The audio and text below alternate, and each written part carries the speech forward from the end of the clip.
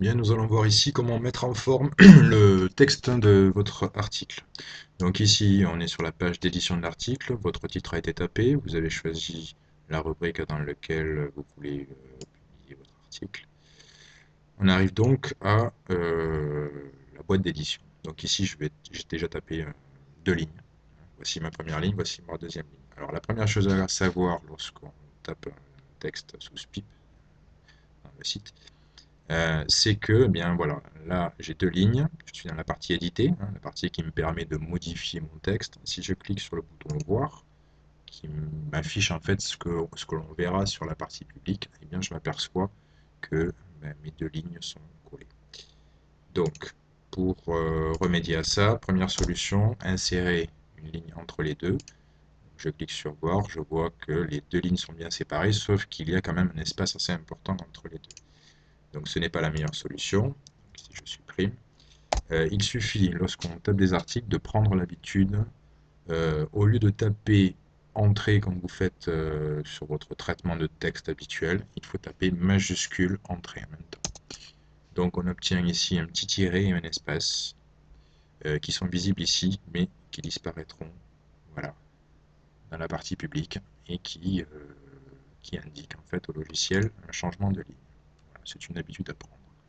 Ensuite, donc, vous avez un ensemble de boutons ici qui ressemblent pour certains à ceux que vous connaissez, hein. Ici, mettre en gras, mettre en italique, mettre en petite majuscule, les listes à puces. Bon, nous allons voir un petit peu ça. Alors, je vais copier le texte d'un article déjà publié par un élève. Donc, voici donc, du texte. Ici, je vais pouvoir mettre des titres. Alors, par exemple, je vais sélectionner ma première ligne et je vais lui indiquer que je veux que ce soit un titre principal. Et la deuxième, je vais un titre de niveau 2. Ça, il va falloir l'enlever. Voilà. Donc, je clique sur voir. Je m'aperçois donc, voilà, j'ai un titre principal qui est centré, un titre de niveau 2. Je reviens sur la partie édition. Alors, vous avez remarqué que lorsque j'appuie sur les boutons, eh bien, le logiciel insère un code autour des mots que j'avais sélectionnés. C'est un code. Ce code est visible dans la partie privée, mais est invisible ensuite dans la partie publique. Donc même chose, étoile, je vais le mettre en gras, euh, terre, je vais le mettre en italique, je regarde ce que ça donne. Voilà, étoile en gras, terre en italique. Euh, Gaz, je veux le mettre en évidence par exemple, alors je vais choisir ici, par exemple ça, mettre en évidence.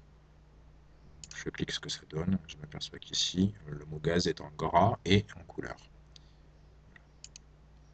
Bon, vous pourrez détailler, essayer de toute façon toutes les commandes qui existent.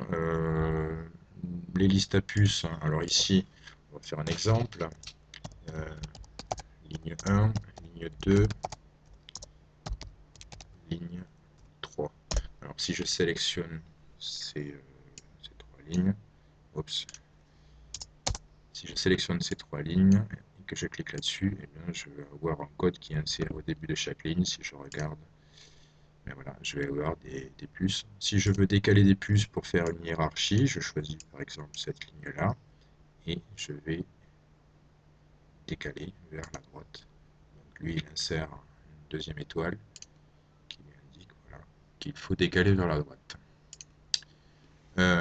Ici, pour l'instant, c'est de la mise en forme, c'est pas forcément très utile. Ici, vous avez un bouton intéressant qui vous permet de créer un hyperlien.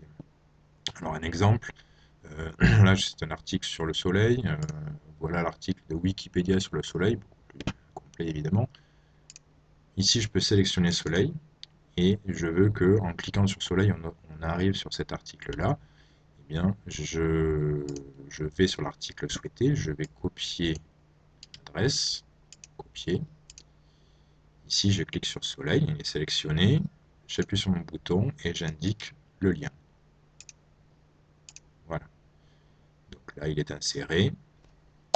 Si je regarde ce que ça va donner, ben voilà, mon mot soleil, hein, vous voyez que la souris change de forme, ça devient un lien qui va me diriger vers Wikipédia ici. Voilà, ça c'est pour mettre des notes en bas de page, ça c'est pour insérer des tableaux, c'est un petit peu compliqué. Ici, c'est pour faire une citation, alors imaginons que ça, je ne reçois pas l'auteur et que je veux citer, je clique dessus, je regarde ce que ça donne. Voilà, on a un petit tiret ici avec le texte qui est décalé pour montrer que c'est une citation. Ensuite, nous avons ici mettre des guillemets. Alors, par exemple, million. Si je clique dessus, j'ai des guillemets tout simplement. Ici, vous avez la possibilité d'insérer des caractères spéciaux, hein, donc des majuscules accentuées, le dans l'eau, ici le CCLI majuscule. Ici, ça vous permet de transformer un texte en majuscule, de passer un texte en minuscule en majuscule, et inversement ici. Voilà, ce bouton-là pour l'instant, c'est réservé au texte un petit peu long. Lorsque votre texte est terminé, eh bien, évidemment, il faut toujours penser à enregistrer, sinon c'est perdu. Donc voilà, notre article est bien ici, avec bien ce qu'on a fait. Voilà.